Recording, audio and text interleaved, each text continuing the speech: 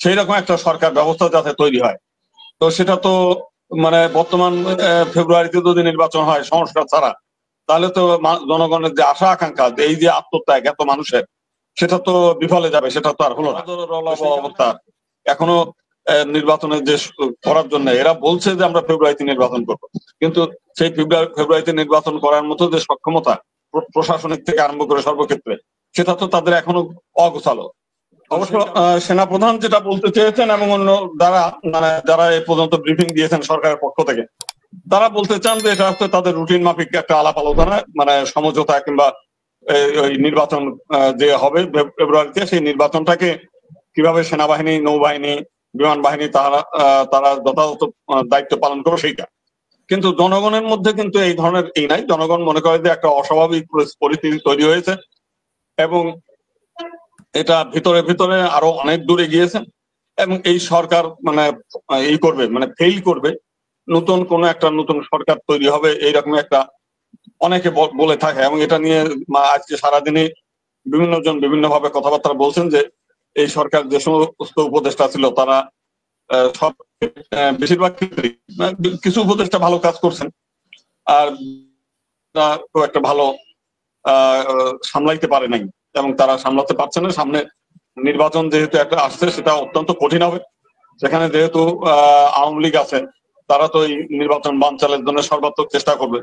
তো বর্তমানে ছোটখাটো বিষয়টাই এই সরকার সামাল দিতে পারছে না। তো ভবিষ্যতে বড় ধরনের যে নির্বাচনের একটা বড় ধরনের ঝুঁকি, সেটা তাদের সামাল দেওয়ার ক্ষমতা বর্তমান সরকারের যারা উপদেষ্টা আছেন তাদের সেই সক্ষমতাটা নাই, এটা বেশিরভাগ মানুষ মনে করে। সেই কারণে মনে করে যে হয় একটা জাতীয় সরকার, না হলে অন্য কোনো একটা নতুন সরকার হতে পারে, এরকম একটা গুঞ্জন চলছে আর কি সব জায়গায়। এখন যে বিএনপি খুব দ্রুত গতিতে নির্বাচন চাচ্ছে, সেই নির্বাচন যেটা হয় সেটা তো তাহলে ওই আগে মানে বর্তমান যে সংবিধান, সেই সংবিধানের অধীনে নির্বাচন হলে সেই ফ্যাসিবাদ আবার আসবে।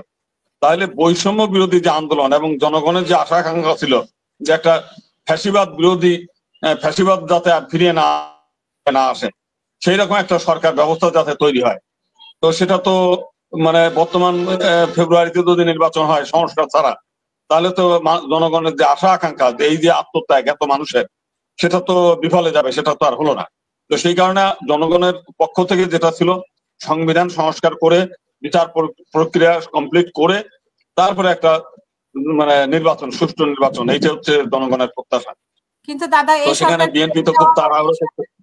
এই সরকার তো অলরেডি ব্যর্থতার পরিচয় দিচ্ছে বিভিন্ন ভাবে। এই সরকারকে দীর্ঘ সময় রেখে দেওয়া তো একটা বিপজ্জনক। এর মধ্যে আপনার কি মনে করেন? আমারও ওই একই কথা মনে হয় যে আমরা পরিবেশ উপদেষ্টার কথাই বলি। তিনি পরিবেশ উপদেষ্টা, কিন্তু তার চোখের সামনে পাথর লুটপাট করে তুলে যাচ্ছেন, তিনি কিছুই করতে পারেন না। পরে তো সেনাবাহিনী, বিডিআর একেবারে সবাই মিলে ঝাঁপায় করে তারপর ওইটা উদ্ধার হলো, এইটা তো কোনো কথা না। তিনি তার মন্ত্রণালয় মানে রক্ষা করতে পারছেন না, এটা তো একটা ব্যর্থতা। স্বরাষ্ট্র মন্ত্রণালয় তার নিজের মন্ত্রণালয়, নিজের যে কার্য পরিধি, সেইটা করতে পারছে না। এই ক্ষেত্রে বেশ কিছু জায়গাতে আমরা দেখতে পাচ্ছি যে সরকারের উপদেষ্টারা খুব সফল তা না। তো সেইটা সব রাজনৈতিক দল মিলে যদি একটা জাতীয় সরকারের আদলে কিংবা এই জাতীয় কিছু নতুন ভাবে গড়ে ওঠে এবং তারা সময় নিয়ে, তারপরে এখনো পর্যন্ত অনেক রাজনৈতিক দলের যারা নিবন্ধনের জন্য আছে তারা এখনো ফাইনাল তারা হয়নি। তো এর মধ্যে কিছু রাজনৈতিক দল তো অলরেডি তাদের বিভিন্ন যারা নমিনেশন পাবে সেগুলো সিলেক্ট করে ফেলতেছে। তাহলে একদিকে যারা রাজনৈতিক দলগুলো এখনো পেন্ডিং আছে, পেন্ডিং, তারা এখনো রেজিস্ট্রেশনের বিষয় আসে নাই। তো সবকিছু মিলিয়ে একটা হজররলব অবস্থা। এখনো নির্বাচনের যে করার জন্য এরা বলছে যে আমরা ফেব্রুয়ারিতে নির্বাচন করব, কিন্তু সেই ফেব্রুয়ারিতে নির্বাচন করার মতো যে সক্ষমতা প্রশাসনিক থেকে আরম্ভ করে সর্বক্ষেত্রে, সেটা তো তাদের এখনো অগোছালো।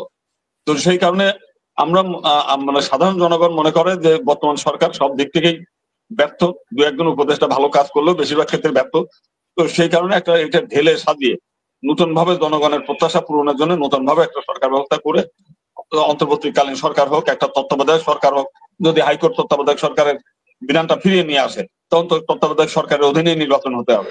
তো সেখানে একটা নতুন সরকার গঠন হবে, এরা পদত্যাগ করবে, নতুন একটা তত্ত্বাবধায়ক সরকার হবে, তার অধীনে নির্বাচন হবে। তো এইটাও হতে হবে। অসংখ্য